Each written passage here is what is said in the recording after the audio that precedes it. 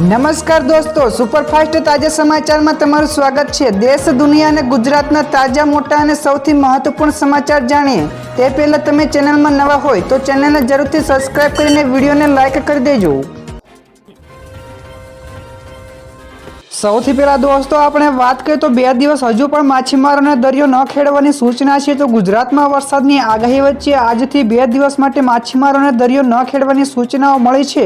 તો હવામાન વિભાગે સુરત, નવસારી, વલસાડ, ડાંગ, નર્મદા, છોટાઉદેપુર, તાપી, અમરેલી, ભાવનગર, બોટાદમાં વરસાદ પડવાની આગાહી કરી છે। તો તેવી આગાહી કરી છે। તેમાં સમગ્ર દેશની વાત કરીએ તો ઉત્તર પશ્ચિમ ભારતમાં પણ વરસાદની આગાહી છે, જેમાં જમ્મુ અને કાશ્મીર, લદ્દાખ, હિમાચલ પ્રદેશ, ઉત્તરાખંડ, પંજાબ, હરિયાણા, ચંદીગઢ અને દિલ્હીમાં પણ વરસાદ આવી શકે છે। તો દોસ્તો બીજા સૌથી મોટા સમાચાર સામે આવ્યા છે। ગુજરાતના ચોમાસા વિશે વાત કરવામાં આવે તો ગુજરાતમાં ચોમાસું સમયસર આવવાનું છે। તો હવામાન વિભાગે ગુજરાત રાજ્યને લઈને આગાહી કરી છે કે ગુજરાતમાં ચોમાસું સમયસર આવશે। તો દર વર્ષની સરખામણીમાં વધારે વરસાદ થવાની પણ શક્યતા વ્યક્ત કરવામાં આવી છે, જેમાં થોડા બદલાવ જોવા મળ્યો છે। તો જૂનમાં પહેલા 15 દિવસ હળવો વરસાદ પડશે। તો આ ઉપરાંત 22 જૂને ભારે વરસાદ અને 23 અને 24 તેમજ 27 થી લઈને 30 જૂન સુધી ગાજવીજ સાથે ભારે વરસાદ થવાની આગાહી કરાઈ છે। તો જૂન મહિનામાં હીટવેવની પણ સંભાવના નહીવત હોવાનું પણ જણાવાયું છે।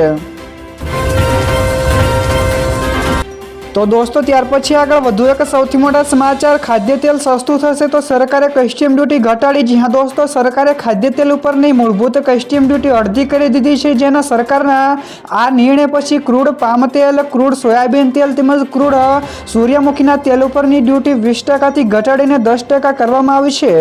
તો આ ફેરફાર આજથી જ અમલમાં આવ્યો છે। તો આ ઘટાડો આગામી 1 વર્ષ માટે લાગુ થશે।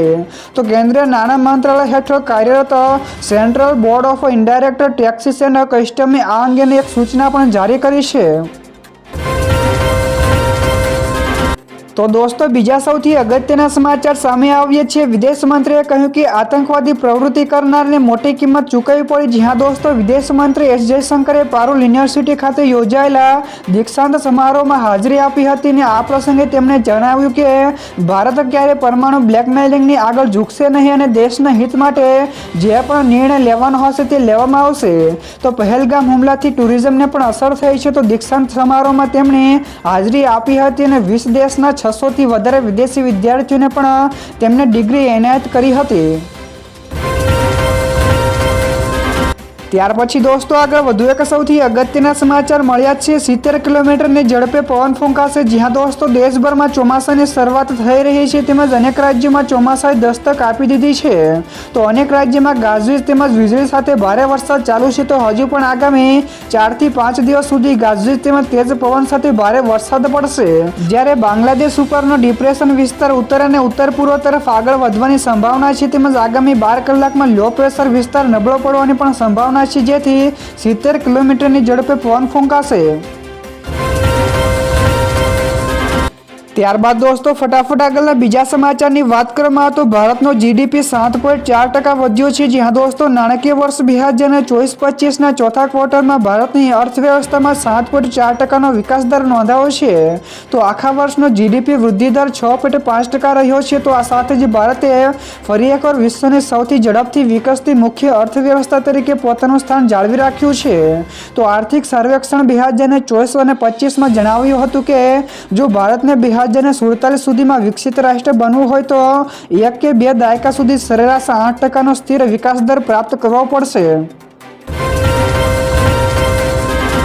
તો દોસ્તો બીજા સૌથી મહત્વપૂર્ણ સમાચાર સામે આવ્યા છે। ગઈકાલે 6 રાજ્યોમાં મોક ડ્રીલ યોજાઈ હતી। જી હા દોસ્તો, ઓપરેશન શીલ્ડ હેઠળ ગઈકાલે પાકિસ્તાની સરહદે આવેલા ગુજરાત, રાજસ્થાન, પંજાબ, હરિયાણા, ચંદીગઢ તેમજ જમ્મુ અને કાશ્મીરમાં મોક ડ્રીલ યોજાઈ રહી છે। તેમજ મોક ડ્રીલ ગઈકાલે સાંજે 5 વાગ્યા શરૂ થઈ હતી અને રાત્રે 9 વાગ્યા સુધી ચાલુ રહી હતી।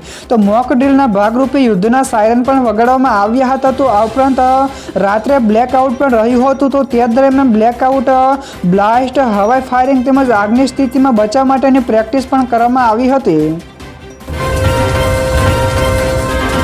તો દોસ્તો ત્યાર પછી આગળ વધુ એક સૌથી મહત્વપૂર્ણ સમાચાર, શિક્ષકોની ભરતી રદ કરવામાં આવી. જી હા દોસ્તો, શિક્ષણ વિભાગે મહત્વપૂર્ણ નિર્ણય લેતા ધોરણ 1 થી લઈને 5ના શિક્ષકોની ભરતી રદ કરી છે, જેમાં તારીખ 22 થી લઈને 31 મે દરમિયાન જે પસંદગીની પ્રક્રિયા ચાલી હતી તે સંપૂર્ણપણે રદ કરવામાં આવી છે. તો મેરિટ ગણતરીમાં થયેલી ભૂલોના કારણે આ નિર્ણય લેવામાં આવ્યો છે.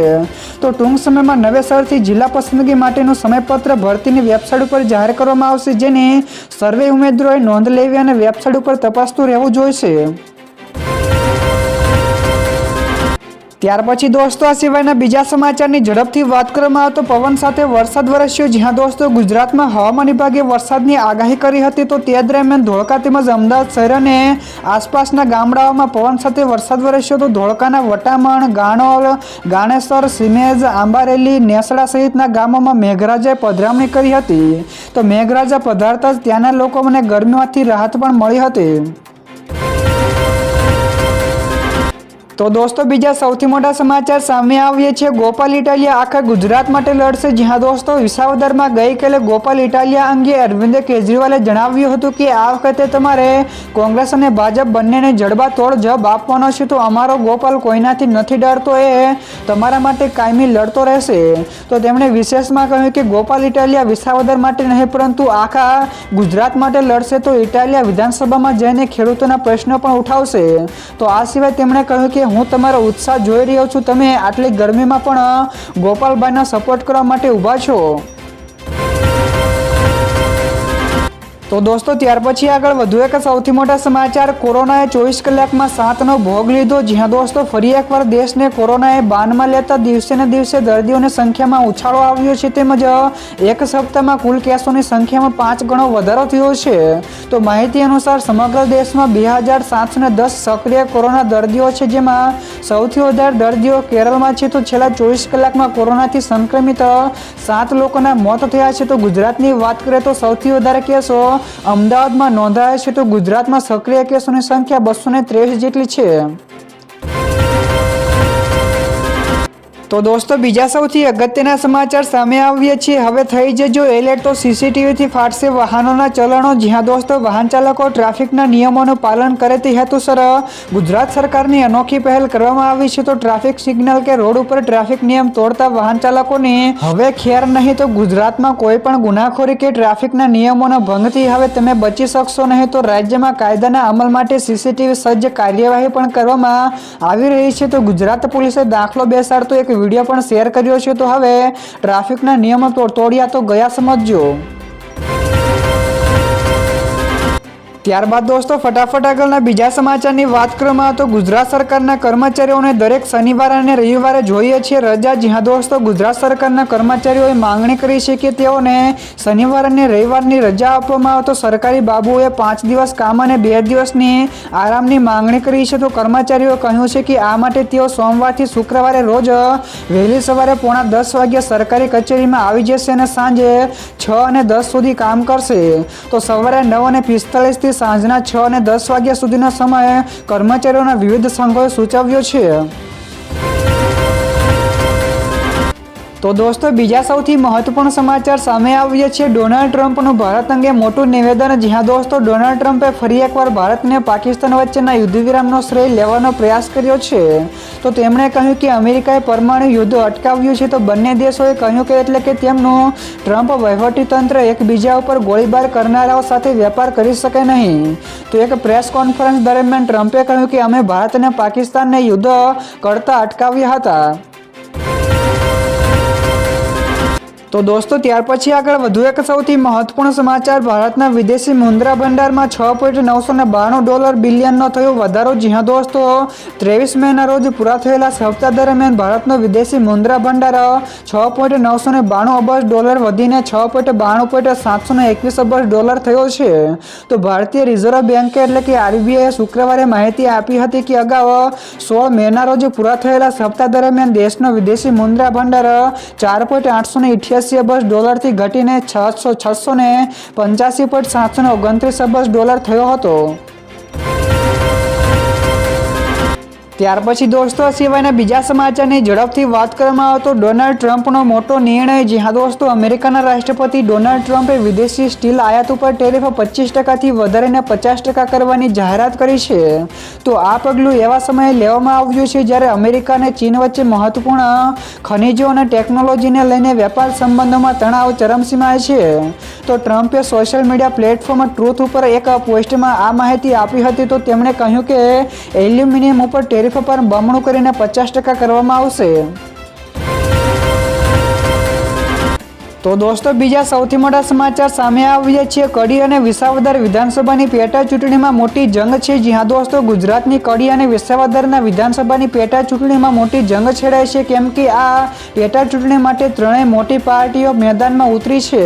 તો આ દરમિયાન કોંગી નેતા અમિત ચાવડાએ પેટા ચૂંટણીમાં જીતનો વિશ્વાસ વ્યક્ત કર્યો છે. તો આ સાથે જ આમ આદમી પાર્ટી અને બીજેપીએ પણ અહીં જીતવાનો દાવો કર્યો છે. તો 2 જૂનના રોજ કોંગી ઉમેદવાર ફોર્મ ભરશે, જો કે તેમના ઉમેદવારોનું નામ પણ સામે આવ્યું નથી.